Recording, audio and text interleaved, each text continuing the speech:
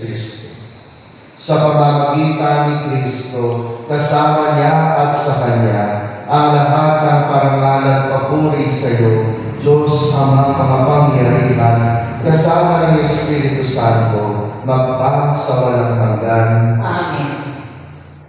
Sama-sama po natin dasalin ang panalangin tinuro ng Panginoong Jesucristo. Ama namin, sumasalangit ka, sambahin ang ngalan mo. Mapasa amin ang kaharian mo. Sundin ang loob mo dito sa lupa para ng sa langit.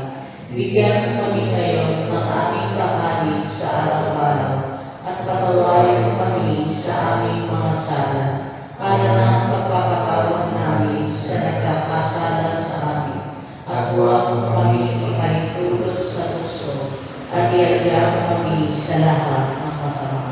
Hinihiling namin kami adya sa lahat ng masama, pagkalooban at kapayapaan araw-araw, iligtas sa kasalanan at ilayo sa lahat ng kapahamakan, samantalang aming pinananatikan ang dakilang araw ng pagpapahayag ng tagapagligtas namin si Jesucristo. Sapagkat sa iyo ang kaharian, kapangyarihan at ang kapulihan, magpakailanman. Amen.